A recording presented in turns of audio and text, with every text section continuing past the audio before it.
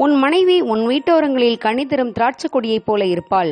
உன் பிள்ளைகள் உன் பந்தியைச் சுற்றிலும் ஒலிவமர கன்றுகளைப் போல இருப்பார்கள் என்று 128வது சங்கீதம் 3வது வசனத்தில் வாசிக்கிறோம். எனக்கு அன்பானவர்களே, இந்த நாள் தியானத்துக்கு உங்களை அன்போடு அழைக்கிறேன். கிறிஸ்தவ குடும்ப ஆலோசகர் டாக்டர் கெவின் லேமன் தனது அடலசன்ஸ் இஸ் நாட் டெர்மினல் என்ற புத்தகத்தில் கீழ்கண்டவாறு எழுதியுள்ளார். ஒருமுறை அவர் ராணுவத்தில் பணிபுரியும் அதிகாரிகளின் மனைவிகளுக்கு குடும்பத்தில் முன்னுரிமை என்ற தலைப்பில் பேசிக் கொண்டிருந்தார்.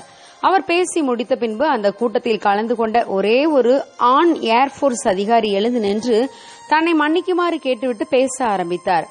உங்களுக்கு ஏர்போர்ஸ் பற்றி புரிந்து கொள்ள முடியாது.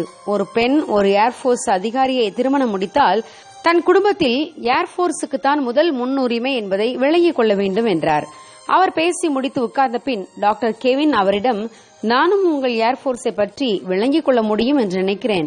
ஒருவேளை நீங்கள் இன்று இரவு இறந்து போனால் உங்கள் ஏர்போர்ஸ் நாளை காலை 8 மணிக்கெல்லாம் உங்கள் இடத்தில் உங்கள் வேலையை செய்ய வேறொரு அதிகாரியை நியமித்துவிடும். அவர் தனது புத்தகத்தில் மேலும் குறிப்பிடுகிறார், ஒவ்வொருவருக்கும் அவருடைய குடும்பத்தை தவிர அவருடைய இடத்தில் பணி செய்ய வேறொரு நபர் உடனடியாக நியமிக்கப்பட்டு விடுவார்கள்.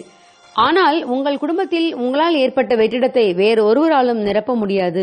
ஆகவே நீங்கள் வேலை செய்யும் இடத்திலேயே உங்கள் வேலைதான் முக்கியம் என்று குடும்பத்தை புறக்கணிக்காதீர்கள். உங்கள் வேலை என்ற பெயரில் குடும்பத்தில் உங்கள் மனைவி பிள்ளைகளோடு உள்ள உறவை அற்பமாக எண்ணாதீர்கள்.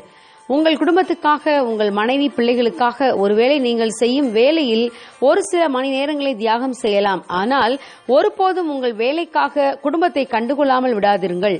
உங்களால் ஏற்பட்ட வெற்றிடம் பிறகு பெரிய பாதிப்பை உண்டாக்கும். ஆம் தேவ பிள்ளைகளே, நம்முடைய வேதத்தின்படி நாம் தேவனுக்கு முதலாவது நமது குடும்பத்தில் முக்கியத்துவம் கொடுக்க வேண்டும். பிறகு 2வது நமது குடும்பம்தான் நம்மால் முக்கியத்துவம் பெற வேண்டும்.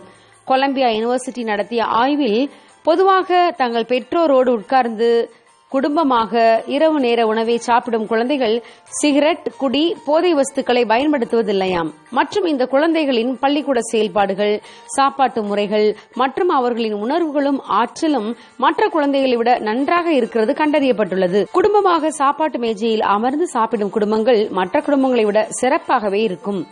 பிரியமானவர்களே, சேர்ந்து உட்கார்ந்து சாப்பிடும் குடும்பங்களுக்கு இவ்வளவு சிறப்பு இருக்கிறது என்றால் கணவன், மனைவி, பிள்ளைகள் எல்லாரும் சேர்ந்து உட்கார்ந்து ஜெபிக்கும் குடும்பங்கள் நிச்சயம் நற்சீர் பெற்று ஆசீர்வாதமாய் விளங்கும் என்பதில் சந்தேகமே இல்லை.